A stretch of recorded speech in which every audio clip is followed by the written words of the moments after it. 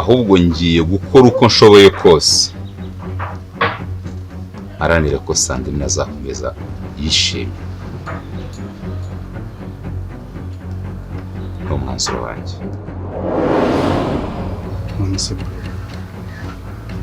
umusore mwiza ukeye ariko nta mafaranga ufite. Yeah, I'm good. Papa yaramamagaye nijoro arambwira ngo ngomba kuzajya kubonana na Patrick ejo nijoro tugasohoka. Ngo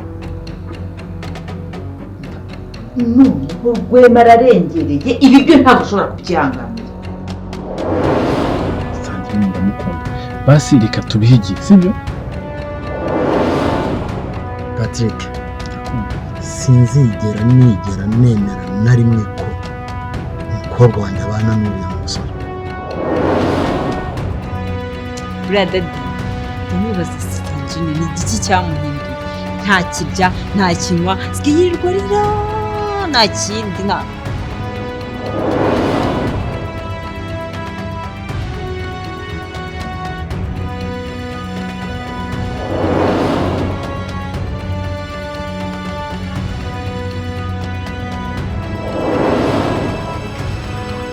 Shama ibyo byihorere. Ahubwo njema ari umupangu dufite njye na Cedric. Ndabizi nyine ntabwo kunezeza ariko ni wowe unyumva ma. Ni wowe ubasha kumva agahinda kanjye, ni wowe ubasha kumva ibyishimo byanjye. Mupango ki? Nyine njye na Cedric turi gupanga gutoroka. Ubize?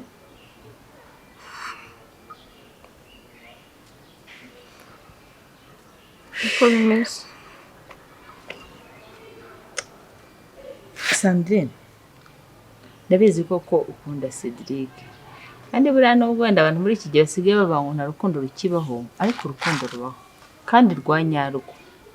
Ariko nanone impamvu buri abantu babivuga ntukayogira ngo hari ndi urivugira ubusa, nuko abenshi muri iki gihe nyine urukundo rw'ikigero rwarakonje. Ushobora gukunda Cedric pe, kandi kuko no mu bigaragara uramukunda cyane pe. Ariko ugasanga wenda Cedric we atari ko bimeze. Waritegereje ibyo bintu ushaka gukora. Sandrine mwana wanjye, none wazicuza. None wazicuza. Buriya kuko ugiye kubona ukabona uriya muhungu ari bya bindi by'abahungu. Ugasanga urwanya urwo rugamba, muratorotse, uragiye gutera inda.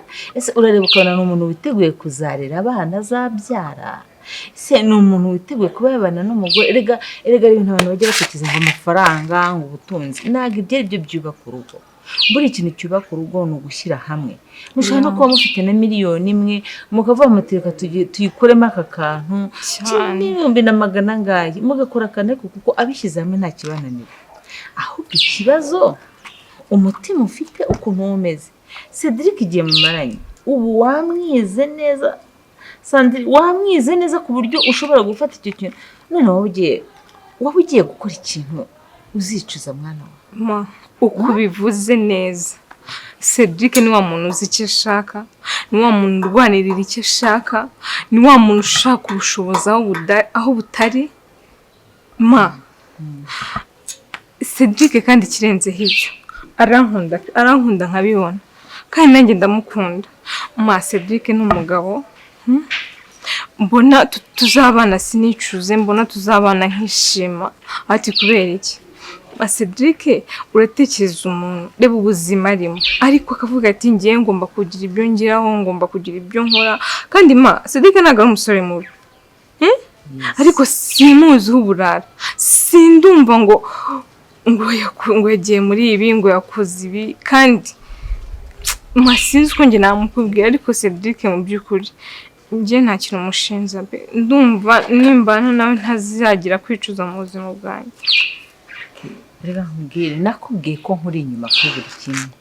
Gusa icyo ngicyo cyo kuba gucika byanga bikunda ntawe utacyumva kimukura umutima.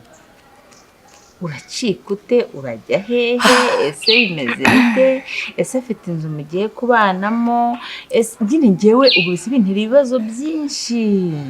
Ndatekereje ntabwo kubaka urugo ari ikintu cyoroshye, gusa nkurikije amagambo menshi ujya umbwira kuri Cedric ubona ko atari wa mugabo w'umunebwe, nkurikije uko ujya umumbwiraho, ukundi numva ni wa muntu ushobora kuvuga ati iki kintu mbese mukajya inama. Buriya abantu batajya inama, ari umuntu ushobora kuvuga ngo dukore iki ukabona ntabishaka, akaba ari umukene ukabona nta n'iterambere afite mu mutwe we. Cedric nkurikije uko mwumva ni umuntu wagira iterambere, ariko ni ukubyumva. Ntabwo nabonamo abantu bavuga ibintu ukumva uramwumvishije, ariko mu by'ukuri wajya gushakisha ibikorwa byo ukabibura. None Sandrine ndahangayitse, gura umwana wanjye ntubone, reka nkubwize ukuri, papa we yegora kurwanya kandi papa akunda kurebera mu mafaranga, ariko nawe afite impungenge nk'umwana we, kuko umubyeyi wese yagira umwana w'impungenge. Ngaho mbwira rero ukuntu nkora nabameze namanitse amaboko nashiritse amenyo ndi mu kubwira siko ngo ndekera umwana abane n'uwo bakundana. Najya kubona nkabona ejo ndagutenda mwana wanjye ugarutse wegembana inda nta wundi bushobozi ufite. Umbwire Sandrine nazibandwa nzerekezayo mwana wa, mbwira ibintu banzu ubitekerezeho. Nyine impungenge ufite ndazumva, gusa wenda n'igihangayikishije n'ubu twakabaye twaragiye, n'ikindi gihari nuko nta bushobozi buhagije Cedric afite. Urebye nyine tubipanga gutya, nyine akambwira hari ibyo nitegereje kubona, hari ibiki. Urebye ahanini ikibazo kigoye n'ubushobozi, ariko ku bijyanye n'ibyo ubwo yaranyibwiriye tugomba kubyara, twebwe dufite inzu yacu, dufite imodoka yacu, ati tugomba kugera ku iterambere hamwe na papa wawe. Azumirwa akavuga ati aba nibo banananga ko babana. Ibaze izo ntumbero aba afite, umuntu w'umugabo we akivugira ubwe. Ntabwo ushobora kwemera yuko utwita nta kintu turagira, wumva ko nyine mu mutwe harimo intekerezo nzima. Imana ibigufashemo mwana wanjye, nanjye mpora nkufatiye iry'iburyo, ntako mba nagize ndagusengera, ibintu byose ndi kubyereka Imana, abana Imana rwose mbere ntabarira umwana, kuko rwose buriya ngende bizikira ikijyanye n'urukundo. Umuntu wakunze byanga byakunda, mugomba ni uko byamera kose ugomba kubana nawe.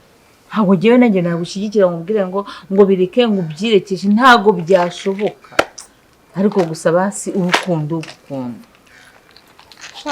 Ibyo nyine ikibazo gisigayemo n'icyo ngicyo. Mwese ubwo wanzaniye kariya gatelefone kari mu nzu, biraza gukemuka Sandrine, biraza gukemuka, isiko yikomeza kugutera ubwoba. Mwumva wanzaniye n'amazi yo kunywa.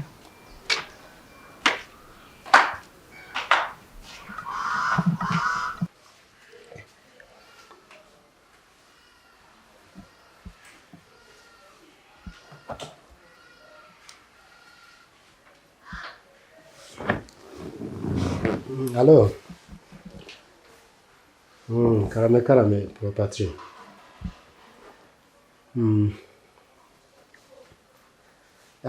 Urumva? Gikubwanjye ibintu byose nibaza ko biri mu murongo.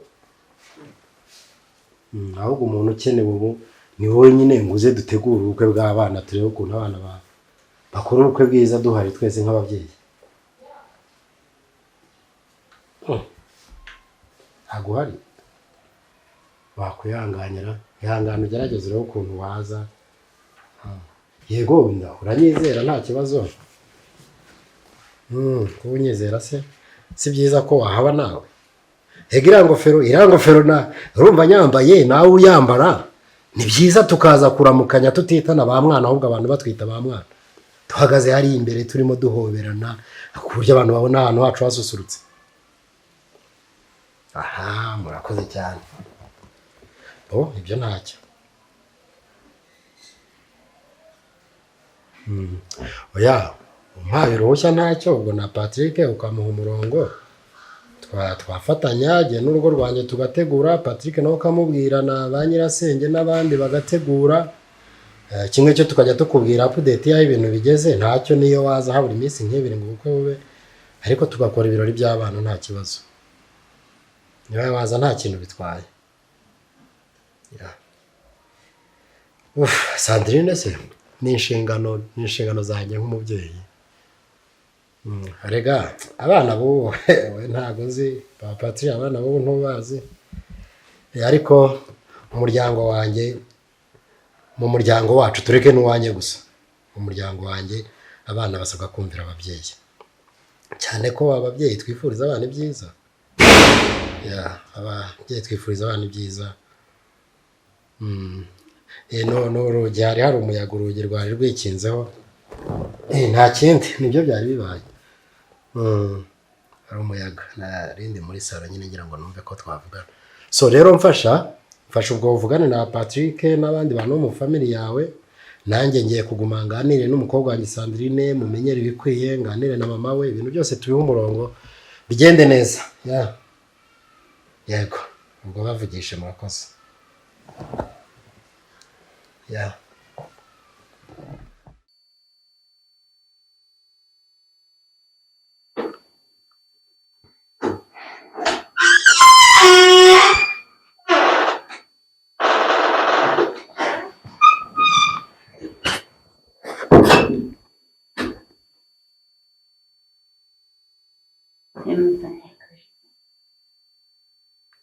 Urakoze. Yishira ndaza kuyinywa.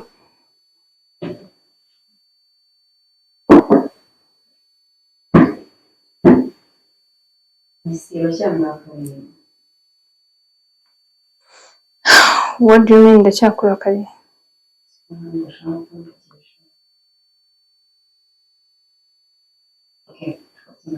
I'm sorry tubakwana kubabarishira kukinyira amagambo kubaza ariko abantu ntakintu ngambi. Senti ntabwo nakwanga kukubabarira kuri umuvandimwe wanjye.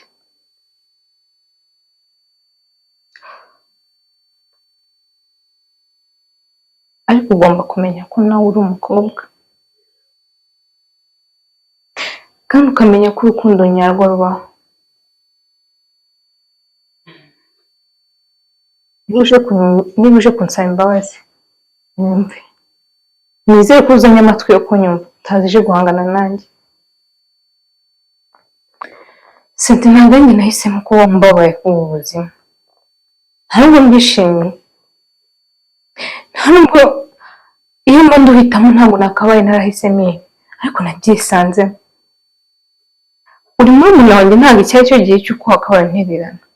Ubu uri kumba hafi, ukamenya ngo niba mfite urukundo, niba mfite uwo nkunda, ukanyumva nka mukuru wanjye, kuko ejo n'ejobundi nawe wakenera ubwo bufasha nkabuguha, kuko njye ndagukunda. Of course uri murumuna wanjye. Ndakumva ariko Sandrine nawe urabyumva se? Sinzi numva nyine ibintu papa avuga, ariko nyine niba kuri wowe mbikubwira bikakubabaza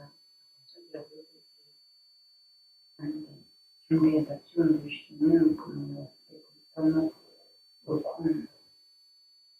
Yes.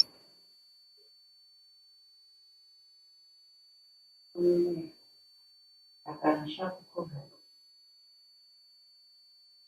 nandise niyo mpamvu ugiye gutorokana na Cedric? Ako ugira amagambo, ibyo rero ndabikubwiye. Sinabyumvishe bivugana na mama. Uweshwe uri? Byumvishe harambuye muri bose nabyumva ko byumvishe. Umva rero Cynthia nkubwiye, sibyo? Sura murumuna wanjye, ntabuje kunsaba imbabazi sinzi guhaye nkuko nkunda. Iryo banga rero, iryo banga mbarire uko waryumvise rikakwinjiramo, abe ni nako riguheramo, ntirizasohoke. Sinshaka ko papa ibintu yabimenye, kuko urabizi yahita amerera nabi. None se ubundi ngo muzayendamo? Gusa ntibirebire nyine turi kubipanga, ariko ntabwo bitinda, biri hafi. Ibanga ry'ibyari bisanzwe. nsezeranye ko ibintu utazigera ubibwira papa. aho kumva ukanzane telefone yanjye sibyo kanzane ko iri kubuwe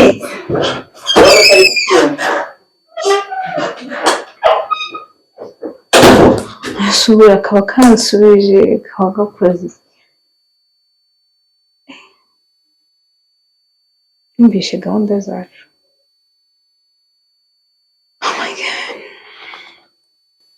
namusezeranye koko nabibwira papa zamurakaza kandi nabwo nibibwira papa Sandrine arababara ndakora iki koko ariko ngiye kubibwira papa ibindi bigenda uko byakagenze. Sandrine ntabwo ufite kudusebereza umuryango. yewe buriya sinakubeshya nta munezero namba mfite. ndabibona ameze nk'uko yanyagiwe none se ni bya bindi se byawe na Sandrine cyangwa n'ibibazo byo mu kadure ko n'amafaranga hano mbona kiriya bigeze nabi da.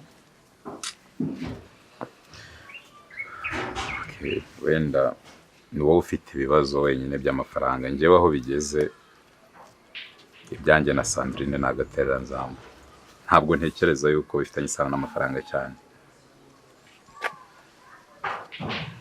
none se papa aracyakomeje kumuhatiriza nanone? ntabwo ikibazo nanone ari papa we, ahubwo ni ikiriya mutipe ngo ni Patrick. buriya ikintu yifuza arifuza ngo kumutorokana akamutwara akagenda, bo baragenda mu mucyo, njyewe ndifuza kumutorokana akamutwara, ariko ibyo nta nubwo cyari igitekerezo cyanjye. ni ukuvuga ngo bashaka kumbwira ko wowe na Sandrine mufite gahunda yo gutoroka mu kagenda? ntabwo ari njyewe nawe twabitekereje muri ubwo buryo. yangijeho igitekerezo ndacyakira kandi nta n'impamvu yo kutacyakira. bro come on, uri umuntu w'umugabo sibyo, ariko ntabwo kurwanira urukundo bivuze gutoroka ugahunga. ibi byo ntabwo byerekana ko uri umuntu w'umugabo. kandi sheri wanjye ari ushaka ko duhungana, ese ko ari icyifuzo cye ngenda kirwanya nk'umugabo. uriya ni umukobwa, wowe tekereza nk'umugabo. mwese reka mubaze ikibazo. uzaza nawe inama zawe ungira ni inama zicuramye gusa, nta kintu kizima ujye umbwira. ahubwo ikibazo mba ngira ngo dushyiremo ubwenge bwinshi kugira ngo ejo n'ibintu nabyara ingaruka mbi nyine tumenye. izihe ngaruka mbi se kandi dusohotse nyine tukagenda? iyo ni plan A. uzabaho gute? uzabaho nese ubona imbayeho gute? umusa ahubwo ibyo birisobanura. none se ndasabiriza yena naza kurya iwanyu njyewe wabanje ukabanyumva. ntabwo umwangare. oya ntabwo umusuzugura mana, ariko banza bumve. ukanagasuzugura niba ubona njye ntashobora kwibeshaho umbesheho n'umugore wanjye nyine banza umuryango. njye cyo nshaka ni ukukugira inama Cedro. urabizi kayigendere nyine nese urambaze. urabizi neza ko papa uriya mukobwa azatuma ugenda gutyo gusa ugahera n'umukobwa we. azangira ate? gusa ntiyashaka kunyica n'ubundi yaranyishe se yabigezeho? arega imana niyirinda. urabizi neza ko Patrick nawe akeneye uriya mukobwa. none urashaka mumurekere murekure? wimumurekera ariko nanone rwana intambara iri feya bigaragare utsindura umuntu hatajemo kumujyana, ejo bakongera bakamugarura bikagutera bandi bamugarura bamujyana kure aho badashobora kumenya, cyangwa njye nawe turahapanga. none se kutaya akazi uzabaho? Kazungu azajya mverisa, ubwo azajya yohereza kuri telefone. Kazungu azakuverisa, wishyura aho ukorera, wishyura inzu, ejo nimubyara umwana bizagenda bite? uri kubona ira boutique yawe izavamo ibyo bintu byose. abakene ntibakarongore. icyo gitekerezo cyawe urumva kibaho koko? niba umuntu adafite ubushobozi kurongora bite bihagarara? kurongora n'iby'abatunzi gusa. uzi ko nawe wagira ngo ushyigikiye papa wa Sandrine? bisa no mukuru murebe rero ifite ikibazo cy'urushako, tangiye kuba ibibazo kandi ndashaka kumushaka ubu bo ntabwo zamutorokana gusa ngo tugende ngenirwa mureba mu maso. akusubye hari ikintu utari gutekereza ngo gikorere neza. uramutse ubicishije mu nzira nzima n'abavandimwe twagufasha. Yego njyewe sinabura kugufasha ariko bitekerezeho. Njyewe cyo nshaka ni iki ngiki. Kurwanira Sandrine umutsindire gutya neza twese tubireba ku buryo nta n'umuntu uzanica akazaguteza y'induru. Sibyo? Ariko nanone ni icyifuzo cya Sandrine mbere na mbere ntabwo cyari cyanjye. Njye numvaga hari nahagarara nkabanza nkaganira nabo. Ariko nizira y'imishyikirano yarananiranye. Kandi yewe byanze akora intambara. Intambara yo nta yindi ni ukumucikisha. Ako baracyari kare. Cyari kare.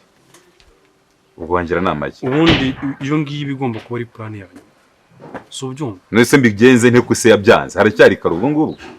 Urumva ari kirekare kwe. Waretse tukicara tugashaka icyo gukora. Ngaho mbwiza ukuri. Igihe cyose umaze narakubwiye ko satanshyigikiye. Ntabyuzi. Urashaka kwigira umunyabwenge ku buryo uza kundusha ubwenge. Ngereka nkubaza ikibazo. Mama we si wambwiye ko abashyigikiye mwe babiri. Ese mama we niwe last decision maker ntabwo ari we. Ntabwo ari we. Ari umutware w'umuryango. Uwo ninde? Uwo ni papa we. Mama we ko wadushyigikiye nta kintu abikoraho. Umusareka mwereke. Ngiye nta kumwanga. Sibyo? Aya. Abo ngira ngo se yaba yagutumye. Kuko si gusa. Banabibonye. Umunsi mvumubwire mu bantu nagambanira ntagubamo. Ahubwo bitekerezeho. Mbwire ngo muramuka mugiye muzabamo. Je singurwanya nagushyigikira. Hagomba ngira ngo turebe ingaruka zirimo nazo tuzare buryo tuzihandurira. Tugire plan A na plan B mu kintu mugiye gukora. Bitekerezo mbwire. Sawa, maya mahirwe yo kwitekerezaho. Spiribas. Kana njye ariko nanone simbikwemereye. Zakubwira next time. Jya mu byawe mwana. Nawe banza undwanya. Bara bakamba kireze cyangwa urabakira. Kambikore nta kibazo.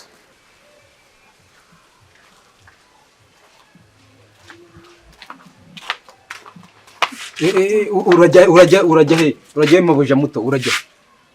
Ushinzwe iki se ahubwo ubaye cyaka kanya? None se nshinzwe iki ntago ndi umuzamu hano.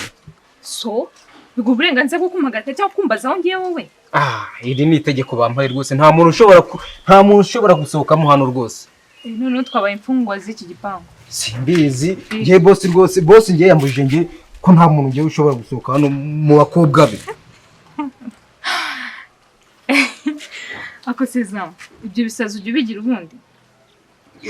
Gebiki ibisazi ngiye icyambere cyo yuko boss yambwiye ngo nta mukobwa we usohoka hano. Nta kindi. Boss yakubwiye ngo nta mukobwa usohoka hano. Habaye iki se twabuze iki? Ahubwo niyo wazanye iki rwose ntiwasohoka hano. Reka. Reka da. Ko none ubanza unakomeje ubanza uri na sere. Se wabaye iki? Nta kintu nabaye. Ikirayo nukandisha umwanya ndimo ndivuga. Oya. Ndavuze ngo ntabwo ushobora gusohoka hano. Ariko ibi si ibibazo. Ntabwo ushobora gusohoka hano. Ntabwo ushobora gusohoka hano. Ubundi ugiye kureba iki hanze basi nononge kukikuzanira. Wowe sunzane icyo nkeneye. Yego. Ngo bigende bite? Nimba atari byo rero urasubira inyuma. Zambabarira. Mbabarira umutwe wahereye kuva mu gitondo njye nyine kujya kwizana imiti. Mvira mu nzira ngenda. Ntabwo ngiye mviriye mu nzira. Mvira mu nzira ngenda. Nose washaka ko boss anyirukana basi? Cyo ntabwo binde wakigwaryo n'ibiki wabaye. Mvire mu nzira. Mvira kandi utangiye no kunuka. Jewe kano nakazi kanje ntabwo wemere guca hano umva. Byanga byakunda ntabwo urahaje. Umuntu uri kuvugisha uramuzi? Ndamuzi ni Sandrine. Kwa boss rwose ndamuzi. None ngiye uri kwanga ko nsoki wacu. Ndafise gupfira mu nzangende. Hari uburenganzira udafite ngiye wambujije rwose ntabwo wemerewe gusohoka hano. Ariko icyo ushaka ndakikuzanira ariko ntusohoka hano. Samo wa mahoro. Wambone kuri inaniza ari byinshi nakeneye umuntu unaniza mu mutwe. Amahoro ndayaguhaye nanjye. Ndakwa iki wonse nkitambukira. Oya wapi. Urajya ngo boss anyirukane kubera wewe yamaye uburenganzira ngewe. Boss ninde? Ntabwo papa wanjye. None papa ni wagoye uburenganzira bwo kwanga yuko nsoka. Niwe wabumpaye igihe byo kumusaba uburenganzira. Arakubwira ngo ngewe Sandrine sinsoke. Ntiwemerewe gusohoka. Umwana wese wo muri urugo ntiyemerewe gusohoka.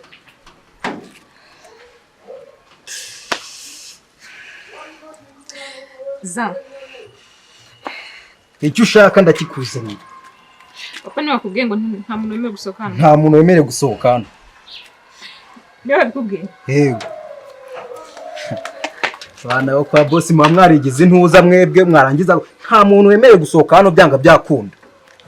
Ndanaharyama.